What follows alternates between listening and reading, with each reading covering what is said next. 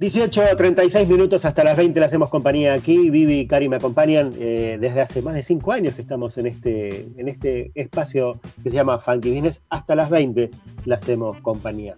Y hemos hecho un largo derrotero en estas casi 9 semanas de cuarentena, analizando distintos casos que tienen que ver con aplicaciones, emprendimientos, oportunidades de negocio que surgieron en estos momentos, ¿no? Y tal vez uno se pregunta si difícil, pero la respuesta, pero uno se pregunta si es mejor o peor momento para emprender, si es una oportunidad, si hay oportunidades o no, en esas definiciones que dicen que toda crisis es una oportunidad.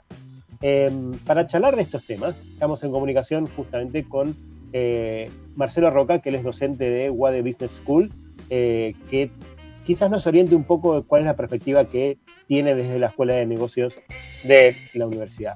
Marcelo, muy buenas tardes. Viviana Lupi, Karina Martínez y Leandro Africano te saludan. Hola, buenas tardes Karina, buenas tardes Viviana, buenas tardes Leandro, ¿cómo están? Muchas gracias por invitarme a este espacio.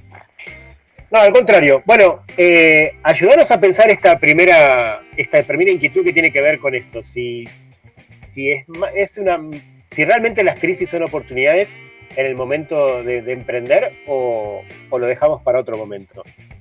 No, definitivamente la respuesta es que, es una muy buena oportunidad como para repensar un poco, no solo desde el punto de vista de pasiones personales, sino también de buenas oportunidades que pueden surgir en estos momentos de crisis, donde definitivamente hay algunas áreas que están siendo muy atractivas desde el punto de vista del desarrollo del emprendimiento, como para nombrar algunas, todo el tema de la alimentación, hay muchas oportunidades en la industria de fintech, también en toda la parte farmacéutica. He estado en todo este tiempo viendo emprendedores que han florecido,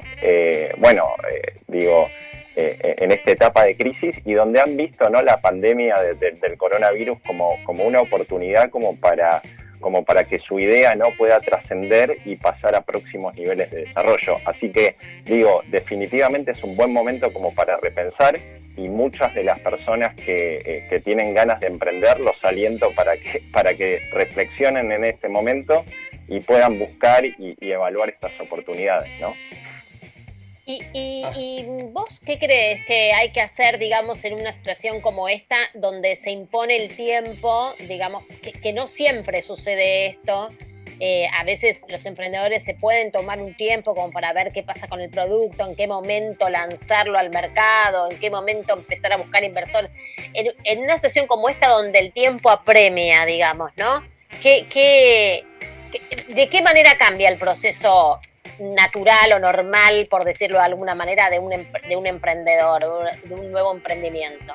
Mira, cuando hablamos, por ejemplo, de lo que son emprendimientos de alto impacto, una de las cuestiones que hay que tener en cuenta es justamente la rapidez, ¿no? La rapidez como para poder llegar lo antes posible con un producto o servicio de calidad, con lo cual diría que en una época como la que estamos viviendo tenemos que ser lo más rápido y lo más eficiente posible como para poder captar mercado. Imagínense, yo para esto siempre pongo un ejemplo de cómo funciona el emprendimiento en primeras etapas. Imagínense que se levantan y como que tienen una determinada idea, una idea de alto impacto, una idea que al final del día busca solucionar un problema que ustedes identificaron en el mercado, y a partir de que identificaron esta necesidad, se vienen con esta idea, con esta solución que es innovadora, es diferencial, le quieren dedicar 100% de su tiempo, tienen la pasión, están motivados, pero en definitiva, en general siempre hay algo que no saben, y es si efectivamente esta idea representa una oportunidad de negocio, ¿no? Y ahí como que, tienen dos caminos. Por un lado, creer que el mercado los va a aceptar. Bien, eso más que nada es una sensación que tienen, una especie de sexto sentido, y lo que siempre digo es que este es un camino de altísimo riesgo. Y el plan B es digo, salir a experimentar, a hablar con tus clientes para tratar de validar tu idea antes de hacer cualquier cosa, antes de escalarla, antes de salir a levantar fondos. Esta experimentación obviamente tiene, digo, la ventaja de generar un aprendizaje, y a partir de ese aprendizaje uno puede capitalizarlo para evidentemente definir si tiene que seguir de la misma manera o pivotear el negocio y ver nuevas alternativas, ¿no?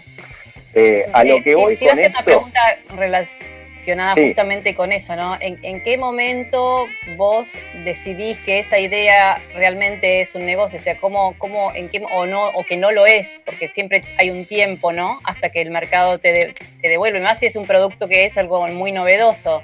¿Cuánto hay que esperar, no?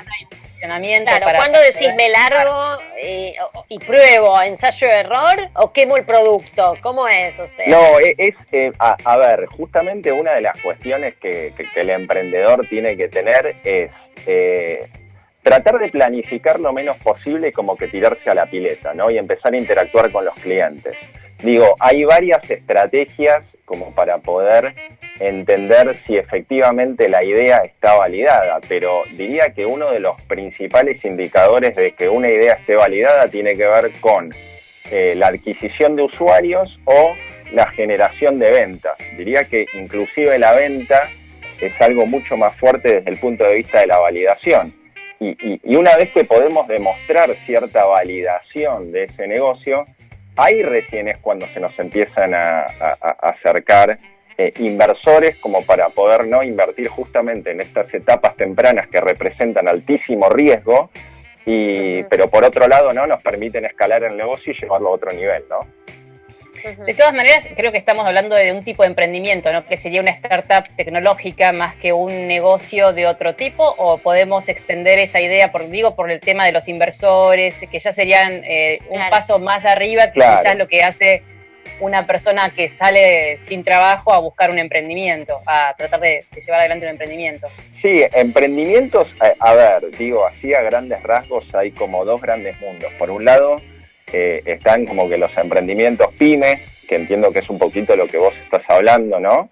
Que son emprendimientos bárbaros que tienen ciertas características, pero que quizás la lógica desde el punto de vista de levantamiento de capital no hace tanto sentido.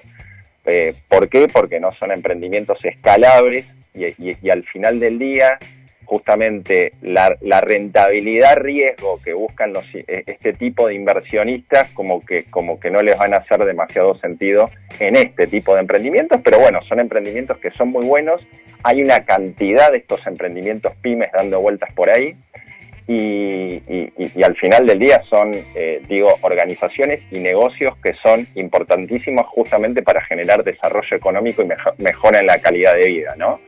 Justamente sí, que después también se pueden transformar en una startup tecnológica, con la evolución y con el crecimiento, ¿no? Es algo que definitivo.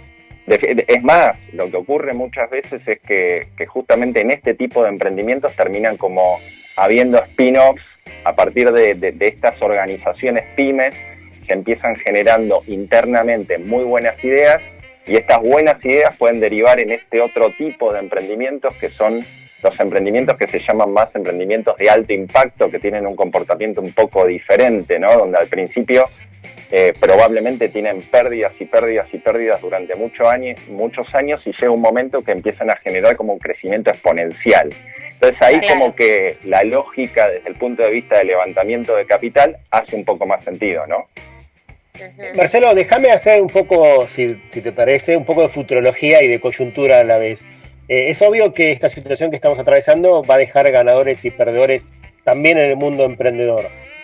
¿Cuáles crees vos, con tu conocimiento o también desde el mundo académico, que van a ser quienes mejor se adapten o que de alguna manera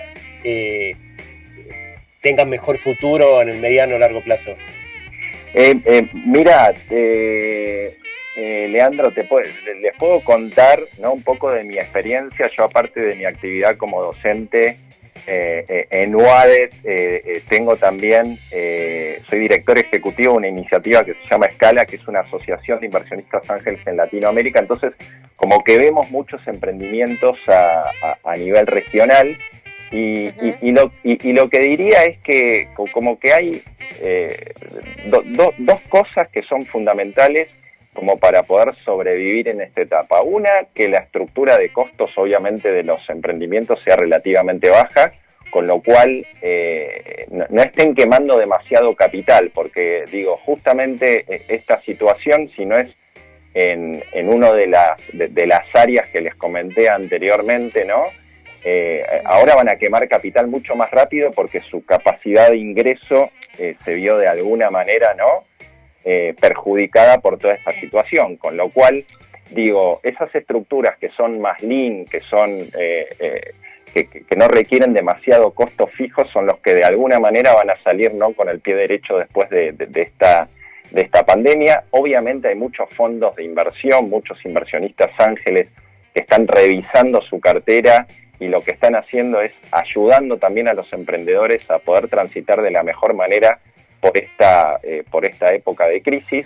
Y después quizás haciendo un poquito futurología, como les decía anteriormente, hay algunos segmentos, hay algunos sectores que están, ¿no?, creciendo,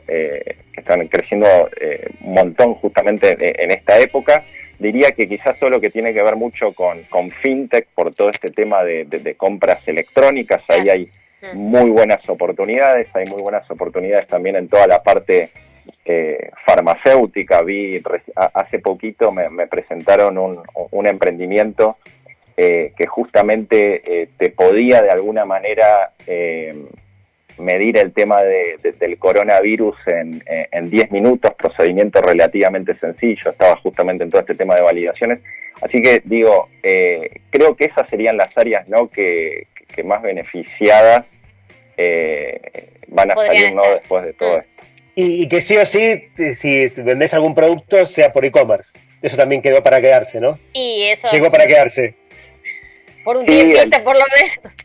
Sí, no, a ver, el tema del e-commerce, ¿no? Me parece que va a tener como un crecimiento. De hecho, estaba leyendo de que justamente ha sido exponencial el crecimiento que ha tenido todo el tema del e-commerce. Sí, creció en 2 semanas lo que creció en 2 años, sí.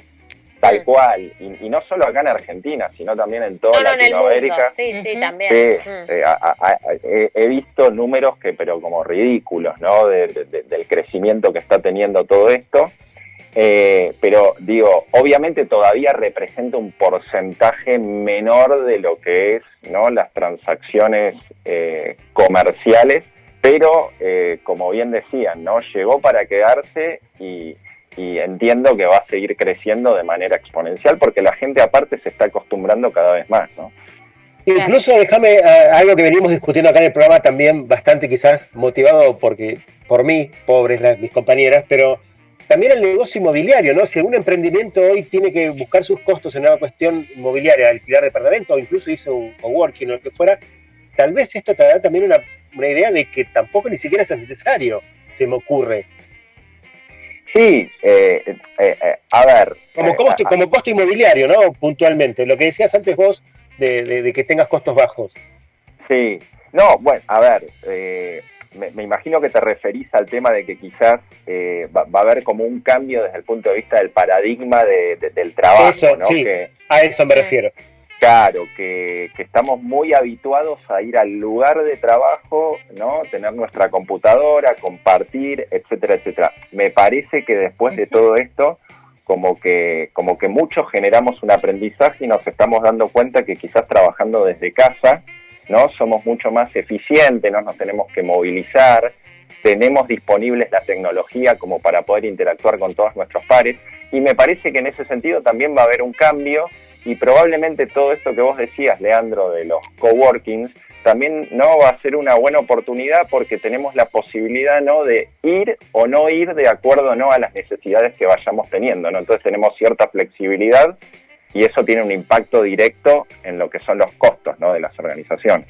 Sí, lo que pasa es que ahora los coworking, por ejemplo, lo están sufriendo muchísimo. Claro, hay que ver qué estructuras van a quedar porque tenés mega espacios que son con costos, digamos, que están dolarizados, o sea, costos altísimos, que como son contratos que se renuevan por mes, es fácil fácil irse rápido, claro, digamos, y dejar la estructura, digamos, la empresa que aporte, que dueña del coworking, quedarse sin ingresos pronto. O sea que también hay que ver cómo se rearma también este tema del coworking. Supongo que también debe tener que ver qué es lo que pasa después de esta pandemia. Si pensamos que la realidad va a ser otra o si vamos a volver a la entre comillas, normalidad de antes, o si pensamos que puede haber una pandemia nueva en cualquier momento, digamos. A lo mejor primero tenemos que ver qué es lo que pasa después, ¿no?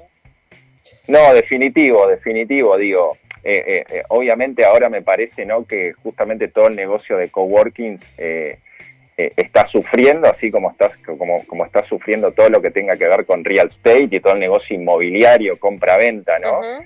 Sí. Igualmente me parece que cuando salgamos de esto, ¿no?, van a seguir existiendo, ¿no? Va a seguir existiendo la necesidad de tener por lo menos un espacio y me parece que la flexibilidad que da el coworking, ¿no? Digo, es una buena opción como para tener lo mejor de los dos mundos, ¿no? Pero bueno, digo, está lleno de coworkings y de hecho, bueno, sabemos de grandes marcas que han tenido, ¿no?, grandes problemas, ¿no? Tal cual. Marcelo, entendemos que tenés que volver a clase, ¿no?, a las 19, así que te vamos a liberar, me parece. Pero te agradecemos mucho la comunicación con nosotros y gracias por darnos este pantallazo. No, gracias a ustedes y bueno, muchas gracias por la invitación y que estén bien. Gracias, muy amable. Marcelo Rocha, docente de UADE Business School, cómo emprender en estos momentos sería un poco la definición.